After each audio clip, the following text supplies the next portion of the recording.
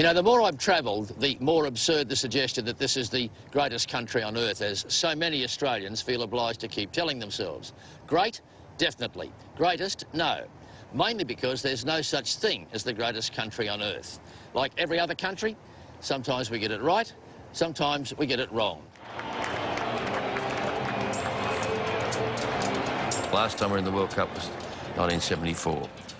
So it's a long haul, and at last, the Holy Grail was out there, and we could at least smell it if we couldn't touch it. The day before, we weren't sure who was going to start and whatever. Then I found out that I was going to be on the bench.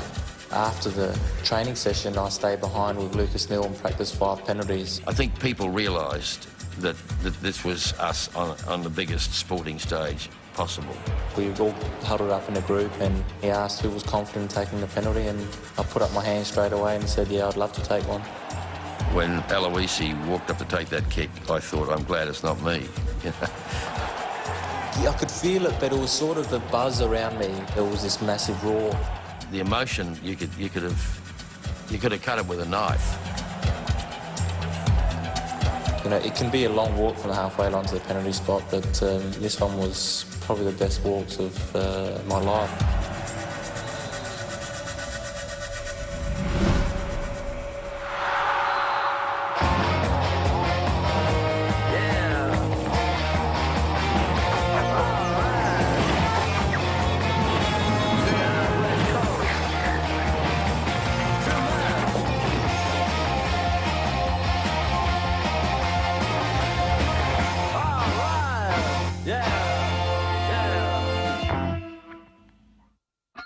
It mightn't be a big deal, but one particular penalty shot was a big deal, a very big deal, especially for the Australian football family. The penalty kick is a pretty simple thing. Of course, it takes technique and temperament, but basically, it's a set-piece free kick from a measly 12 metres. That kick meant the world. It put Australia on the big stage, and not just the football stage. For mine, football's bigger than a game.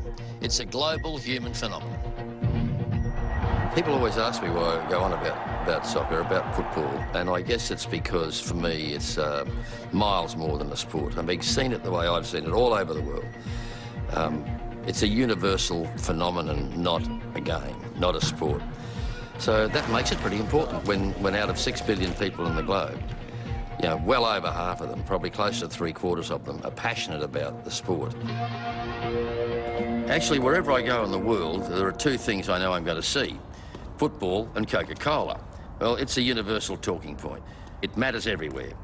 And that's why in that moment when John Aloisi put away that penalty against Uruguay, we sort of joined the world. That moment has changed the game forever here. It has made Australia as a footballing nation grow, and it's never going to be the same again. That said, when I was a kid growing up in suburban Brisbane, football was bagged, really bagged, quite derogatively as wogball. The reason I got involved was quite mundane, actually. It wasn't hero worship or even a divine piece of skill by yours truly. Our nearest neighbours and friends were soccer nuts who ran the local Taringa Rovers club, and I more or less got involved because of them. My dad died when I was 4, so the Spear family were almost foster parents. I was just taken aboard. I was almost an extra member of their family. I used to sit on the floor, by the way, with Jack Spear, the patron of the family, who was a sports journalist. That was I didn't realise it then, it was my introduction to journalism. And I used to bang away on an old, clapped out Olivetti, pretending I was him, writing stories about football. In 1949, my father, Jack Spear, and his mate Ernie Dixon, under pressure from sons John and Trevor, decided that the boys in the district needed something worthwhile to do over a weekend, so they decided to form a soccer club. So in 1949, the Taringa Rovers Soccer Football Club was formed. The Taringa Rovers was my first football team, and stayed my football team until almost I stopped playing, in a way. It was a bit interesting because you weren't greeted with too much applause during those days. People used to look at things and say, soccer? What's going on here? Because it was generally thought to be something of an ethnic game in the 1940s. Strangely enough, all the lads that I can recall that played in that first team were all born and bred Australians. Most of them would never have kicked a soccer ball before in their life. Well, when I was at school and being a good little boy and doing my homework, and playing sport was a good way to keep out of trouble. Don't ask me why, but you always had to have a lace-up on football shirts in those days.